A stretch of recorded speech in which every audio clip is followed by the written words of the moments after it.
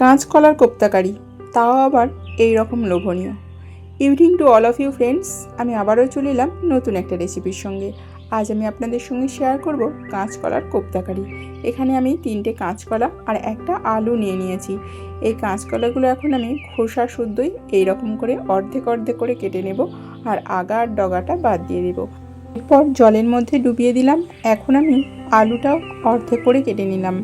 সবগুলোকে জলের মধ্যে 2-3 বার পরিষ্কার করে ধুয়ে নিতে হবে, তা না হলে কলা থেকে যে স্কোয়াশ বের হবে সিদ্ধ হওয়ার পর অনেক কালো হয়ে যাবে। বারবার পরিষ্কার করে ধুয়ে নেওয়ার পর আবারও কিছুটা জল দিয়ে এটাকে এখন সিদ্ধ বসিয়ে দিলাম উনানে। এখন কিছু মশলা করে নেব। এখানে আছে আদা, রসুন, টমেটো, পেঁয়াজ, কাঁচা লঙ্কা। এগুলোকে এখন আমি মিহি করে পেস্ট করে নেব। পেস্ট করা হয়ে গেছে, এটাকে এখন আমি একটা বাটির মধ্যে তুলে নেব। এরপর আরও কিছু মশলা করে নেব। সেই কারণে এখানে আবারও একটা বাটির মধ্যে নিয়ে নিলাম অল্প পরিমাণে টক দই, দিয়ে দিলাম পরিমিত হলুদ, লঙ্কার গুঁড়ো, জিরা গুঁড়ো আর ধনিয়া গুঁড়ো। এরপর এটাকে খুব ভালোভাবে মিক্স করে নেব। সেই কারণে অল্প একটু জলও অ্যাড করে দিলাম। এরপর গুলিয়ে স্মুথ একটা ব্যাটার করে নিলাম। এখন দেখে নিই কাঁচকলা আর আলুটা সিদ্ধ হয়েছে কিনা। দেখুন সিদ্ধ হয়ে গেছে। এখন আমি এটাকে জল ঝরিয়ে নেব। সেই সঙ্গে ঠান্ডা হওয়ার জন্য কিছুটা টাইমও দিয়ে দেব। এই সময় একটা মশলা করে নেব। এখানে আছে গোটা ধনিয়া, জিরা, গরম মশলা, গোলমরিচ, একটা তেজপাতা আর একটা শুকনো লঙ্কা।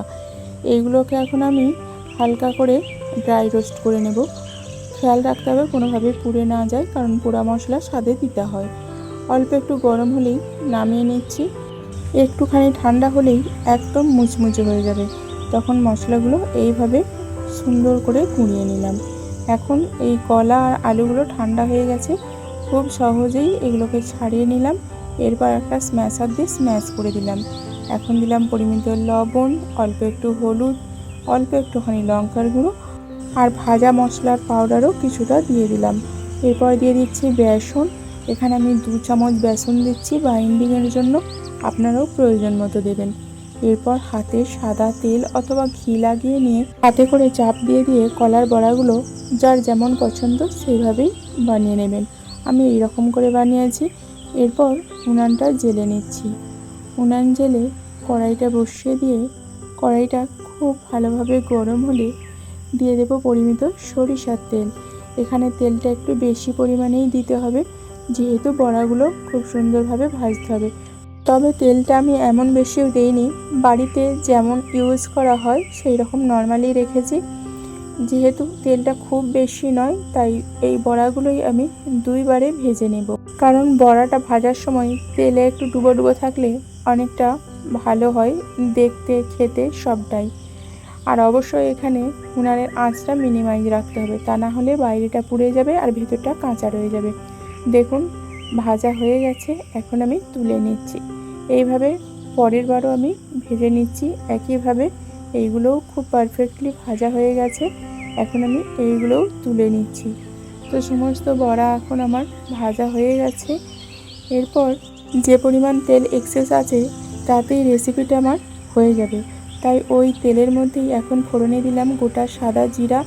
এরপরে দিয়ে দিচ্ছি 1 চামচ হলুদ গুঁড়ো, কারণ এখন আমি দিয়ে দেবো শিলপাটায় বেটে নেওয়া আদা, রসুন, টমেটো, কাঁচা লঙ্কা আর পেঁয়াজের পেস্ট, যাতে জল ছিটিয়ে না যায় সেই কারণে প্রথমেই আমি হলুদটা দিয়ে দিলাম।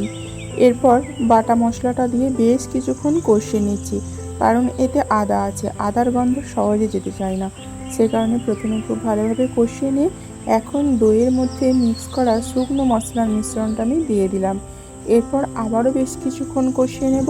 এখন দিয়ে দিচ্ছি ভাজা মশলার গুঁড়োটা। এই গুঁড়োটা শেষে দিলে হয়তো ফ্লেভারটা অনেকটা স্ট্রং থাকে, বাট এটা মুখে লাগার সম্ভাবনা থাকে, আর অনেক স্ট্রং হওয়ার কারণে রেসিপির যে টেস্ট সেটা অনেকটাই লুপ্ত হয়। এখন দিয়ে দিলাম পরিমিত লবণ। পর আবারও বেশ কিছুক্ষণ কষিয়ে নিলাম। এই পর্যায়ে জল প্রয়োজন হলে দেওয়া যেতে পারে। আমি মশলার বাটি ধোয়া অল্প একটু জল দিয়ে দিলাম। তারপর আবারও কষাচ্ছি। কষাতে কষাতে মশলার থেকে যখন তেল ছেড়ে আসবে বা মশলাটা কড়াই ছেড়ে উঠে আসবে, এই পর্যায়ে আমি পরিমিত জল অ্যাড করে দেব। পরিমিত মানে এখানে রেসিপিটা কমপ্লিটের পথে, তাই যার যতটা ঝোলের প্রয়োজন ততটাই দিয়ে দেবেন। এরপর চাপা দিয়ে দিলাম। ফুটে উঠলে এখন আমি আরও কিছু মশলা অ্যাড করব। দিয়ে দিচ্ছি পরিমিত চিনি, কারণ টক দই ইউজ করা হয়েছে, চিনিটা দেওয়া মাস্ট। এরপর দিয়ে দিচ্ছি অল্প একটু গাওয়া ঘি। ঘিটা দিলে রেসিপির টেস্ট বা ফ্লেভার অনেকটাই এনহ্যান্স হয়। এরপর একটু নাড়াচাড়া করে দিলাম। এখন দিয়ে দেব কাঁচকলার বড়া বা কোপ্তাগুলো। এগুলো দেওয়ার পর আর নাড়াচাড়া বা ফোটানোর সেই রকম প্রয়োজন নেই। অল্প একটু গরমে একটুখানি স্ট্যান্ডিং টাইম দিয়ে দিলেই এগুলো রসটা অ্যাবজর্ব করে নেবে। তো রেসিপিটা আমার কমপ্লিট। আপনাদের কেমন লাগলো? কলা, যেটা সবাই একটু অ্যাভয়েড করে চলে, সেটা দিয়েই এই রকম একটা লোভনীয় রেসিপি। অবশ্যই কমেন্ট করবেন, আর যদি ভালো লেগে থাকে একদিন অবশ্যই বাড়িতে ট্রাই করবেন। তাহলে আসি বন্ধুরা, আবারও দেখা হচ্ছে পরবর্তী ভিডিওতে নতুন একটা রেসিপির সঙ্গে। ততক্ষণ পর্যন্ত সুস্থ থাকবেন, ভালো থাকবেন।